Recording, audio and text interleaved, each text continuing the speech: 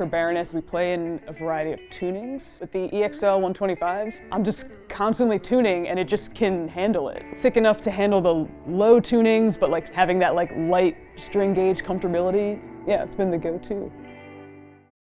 Mastermind PVC, what is like sort of my controller for all of this. Yeah, which is a great amp switcher. It switches all your pedals. It's really awesome. It's like saved all the tap dancing that it would take to do all this. Like on a dime, I could have Fuzz and an Octave pedal on and go through 2 amps and press 1 button, and now I'm in this amp on its clean channel with reverb and delay. I would have had to press 8 things, you know, so it's like, it's been a lifesaver. I love the Mastermind stuff, dude. It's so handy. So are you setting this up like per like sound bank? Like, you know, is it like clean, dirt, you know, or is it? Yeah, so I've got my like rhythm tone, rhythm with an octave, a fuzz pedal, which is my, Kurt Ballou and I designed a fuzz pedal that was kind of based off the Swollen Pickle with a few modifications, so it has a little more range. That's become like, it's called the Pariah.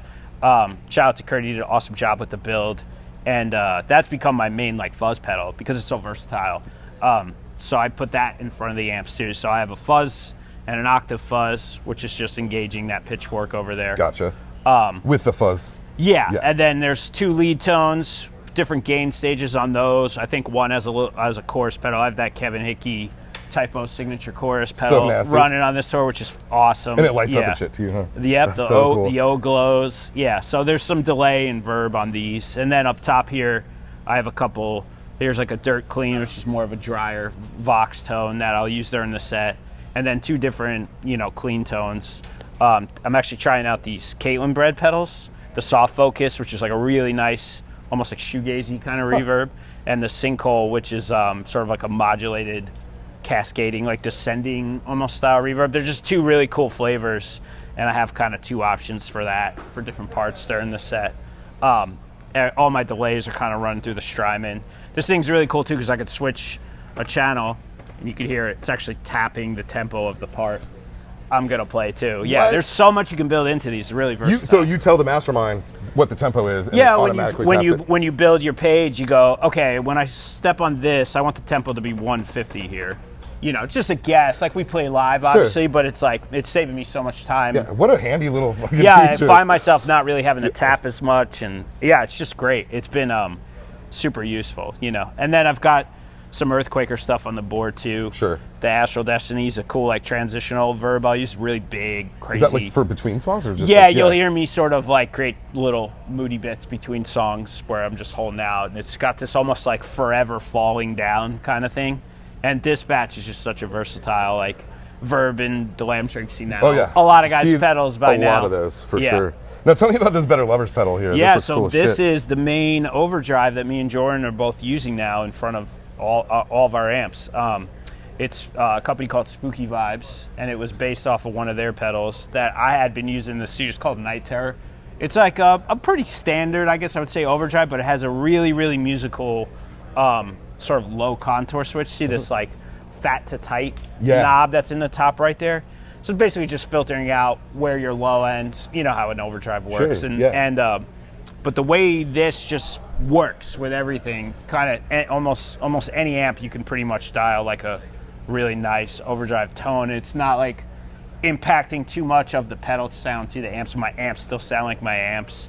So I love it, and you know, I wound up talking to him like, dude, these pedals are great, use it all the time. He was like, want to do a Better Lovers one? I'm like, sure, man. So can people go buy one? So we did a run, they sold out really fast. They sold out like 10 minutes or something, but we did too few, so we are planning another one. So I'm gonna have those at some point this year. They're awesome. Is it possible to hear that? I would love to hear it on and off. Yeah, so here's no overdrive.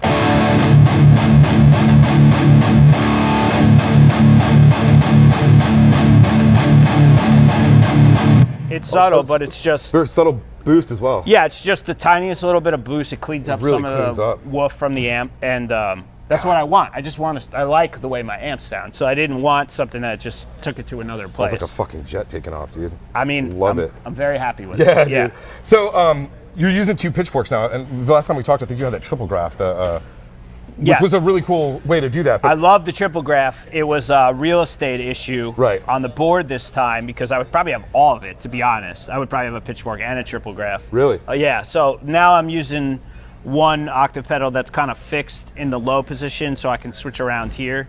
And I have a second one here that like song to song, maybe sometimes I'll have to change it. I'll make it momentarily or I'll have to switch it for an octave up. I guess it's handy having it there then if you're using it as a momentary switch. Yeah, sort of like these are kind of the three things that these are the pedals that I actually have to touch during the set. You know, if I need to tap a certain delay or if I want to do something momentary.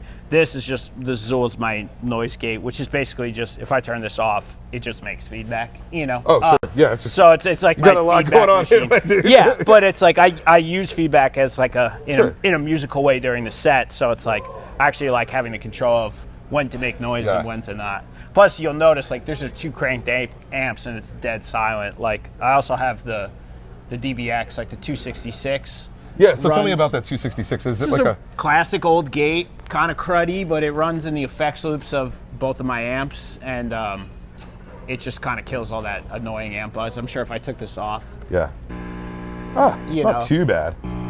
Yeah, but times two, and then he's, it's like, So I've gone a little overboard with gain and noise from time to time, and that kind of lets me have more control over it, you know. I mean, in a way, like, I guess from my perspective, you've taken high gain sounds to a place that probably wouldn't have ever happened, you know. So I don't know if it's through producing records or just playing on your own and really dialing that shit in, but like, not only with Better Lovers, but with End, for example, it's just like so chaotic and so fucking high gain, but not gross. You know, it doesn't sound like it requires like actually, it's funny, like to go that far with distortion, it kind of requires knowing how to control it, have restraint also. So like, doing this multiple effect loops thing and kind of landing on a gate that has a good key input, you know, like this has all kind of helped me calm this kind of stuff when it needs to be. Sure, because it's dead ass quiet right now. Yeah, and it's been, you know, luckily I've figured it out because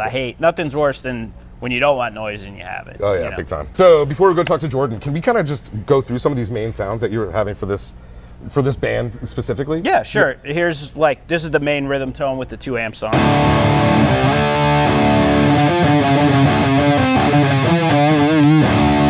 And then I'll occasionally put an octave on.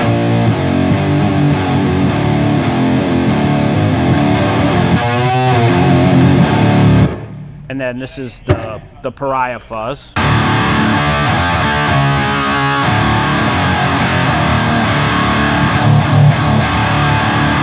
And then with a little octave on, it's kind of fun too.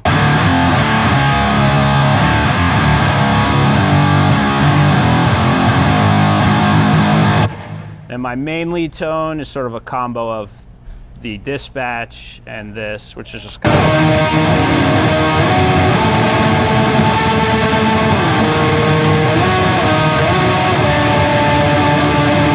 It's on the wetter side right now. And then I've kind of got this semi-distorted lead. I think I have the overdrive out on this, so it's just amp tone.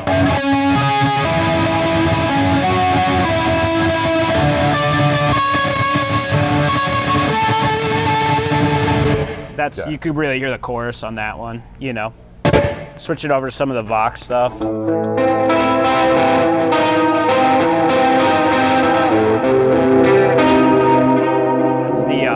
Sinkhole delay, and then this clean one is sort of the soft focus, which I should turn up a little bit. It's a trip hearing that. Tap it out. This one I love. It adds a lot of really cool length to the notes.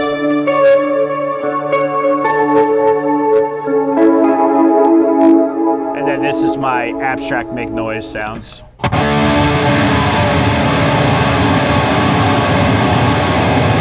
Kind of just chaos in between songs. So we use it creatively in this set, and then just a really basic